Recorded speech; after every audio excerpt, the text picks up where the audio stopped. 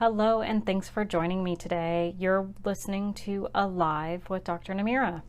Over the last decade, I've been spending my days taking care of mostly women who not only have aches and pains, but who've also spent the last decade or two putting their career and family first. I stand for a world where we can live our passions and purpose all out without the fear of our physical bodies giving out. I've created this podcast, Alive, Always Living in Vibrant Energy, as a quick way for you to learn more about your body.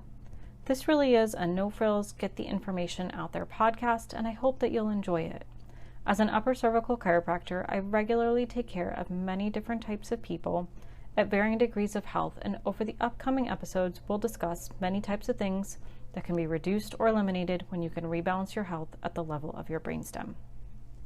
So today I wanted to chat with you about something that's been coming in a little more frequently in the last month or so, and that's low back pain. And it's interesting because a lot of times people will call me with issues with low back pain and they haven't really fully researched my website or anything like that. They've just looked at my testimonials and they don't realize that I am an upper cervical chiropractor. And so I kind of have to backtrack and explain how upper cervical chiropractic is going to help with their back pain, because that's one of those things that sometimes makes people shake their head and wonder. But when I explain it, it slowly starts to make a little bit more sense. So how do I help people with their low back pain by taking care of their neck? So first, just like with any other case, I'm always taking a history and looking at films of the upper neck. And the reason for that is many times there is something that happened in the neck that caused that area to become weakened, or a point of least resistance that then allows for that lower body to become more weakened or susceptible to injuries. So we're always looking up there because many times, especially for my patients who've been to traditional chiropractors and they're like, well, I just keep needing to have my hips adjusted over and over again. And it's because we're trying to sort of attack that lower back area or the hip area with adjustments to realign it. But the reason it's not ever staying is that's not the original cause of where the injury started. And so many times if we can kind of backtrack all the way to its origination point, if we can look at that upper neck area and create stability there, then what happens is we're actually recreating stability from the top down.